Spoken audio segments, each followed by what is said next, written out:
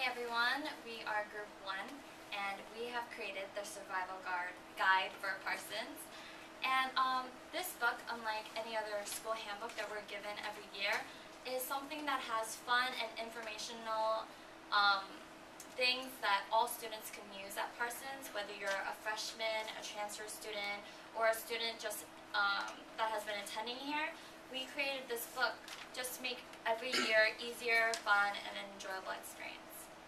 We have 6 different sections in this book for school: food, art, shopping, entertainment, and special column, which was assigned to each of the group members, and we'll be going into that now.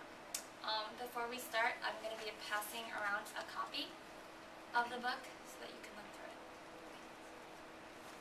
So I'm responsible for the school section, and this is one of the sample spread that's in the book, and you guys can see later. I divided the school section into 5 subcategories. First one is library. The second one is cafeteria, advising, and lab and student services. So in each of these subcategories, I include information like the address, the location, and also the operating hours, the contact information, phone numbers, and emails that's necessary to contact these offices.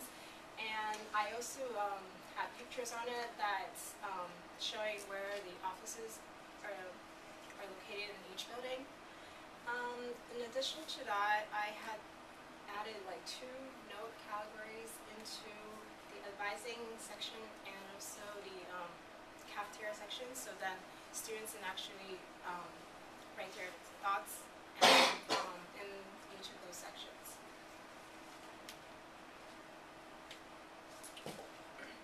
So I did the food category, and the way I laid it out is the first 2 spreads are grocery stores.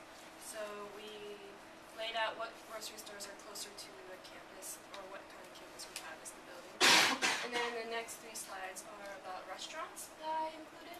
And I included like the price range, operating hour, and like phone number, address, anything you need to know where it is located at.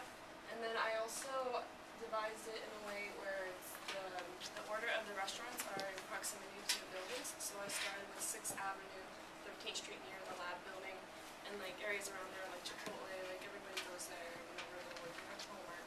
And then going down 13th Street toward University Place, towards the buildings over there, and then also down 12th Street and also near 16th Street building where all the restaurants are there, like Toasties and all that kind of stuff.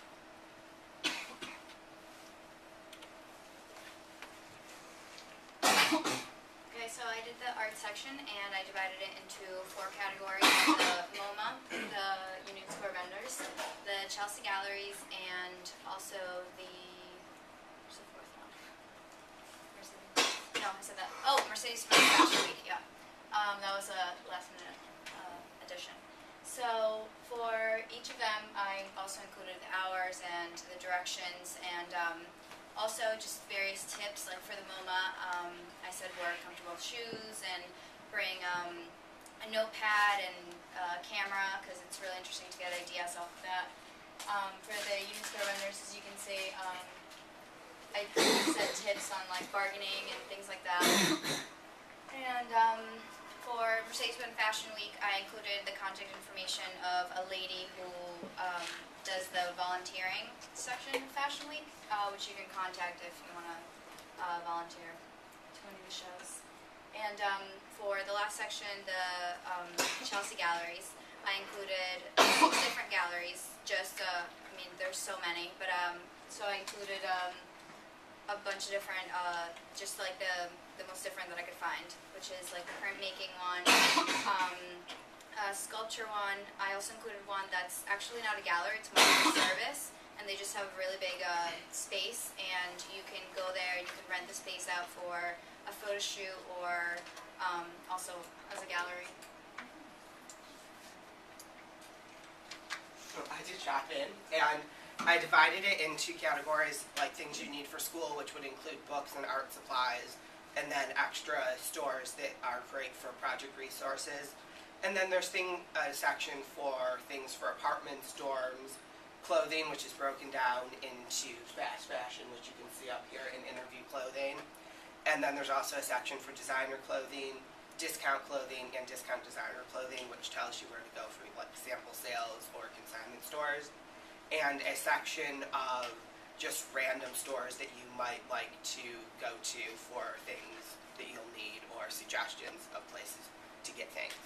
So I included things like what the price is so you know, or an average idea of the price, and then of course location, phone number so you can call, and a description of things that students might go to one specific store for versus another one. So if this store has a better selection of textbooks, but this store has a better selection of novels, so you might need to go to 2 stores.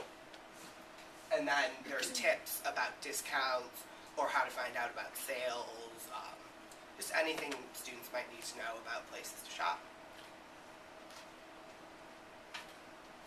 Okay, so I worked in the entertainment part, and because of our location, we're right on the Village, close to Soho. This is like the downtown area, the best places to entertain yourselves. It was very difficult to narrow down, so I decided to just divide in my 3 spreads. One spread for bars and clubs and stuff like that, that's more party-like and more related to drinking and just hanging out with your friends. The second one is for theater, movie theaters, and anything related with movies and off-Broadway shows. And then the third one, I worked in stuff that was more working with a student budget, like free websites that offer free events and different parks that have different qualities to them that you can go and have a good time. And the way I narrowed down these places is I tried to, with the bars and the clubs, I try to divide by different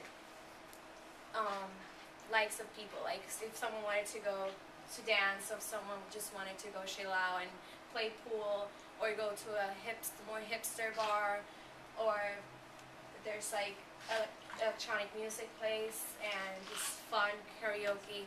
And so I just basically try to hit every spot of our target audience. And Lauren and I are responsible for the special column. And for the special column, we have a vocab list, how to sound smart, and 5 ways to get through security when you've forgotten your ID. And several other pages that are in the book that you can see. These are more just fun facts that you can look at and try to, entertain yourself with, and actually are useful in some ways. We do have another vocabulary list that says, Sustainability. Yes. It's the if word. But not only this, but an actual vocabulary list that are more difficult vocabulary that you can use while speaking in class to impress your teacher and go from that A- to an A. Overall, this is our cost breakdown for the book. We did go to 2 different places, which was Staples and Village Copier, just to compare the price, and did find that Village Copier was a little more cooperative with working with student budgets and discounting our overall price, which you can see here was $55 for a total of 2 copies, since it was all color copy, back to front, nicer paper, and also the binding. So it was actually a pretty good deal. For funding, we did meet with Carrie Neal and found out that we had to submit a proposal, not just to her, but someone that she could forward it to, which was the representative, and we're still awaiting their reply right now because there's a lot of time that it takes with that. But they do have about $17,000 that is left over right now, so it's a big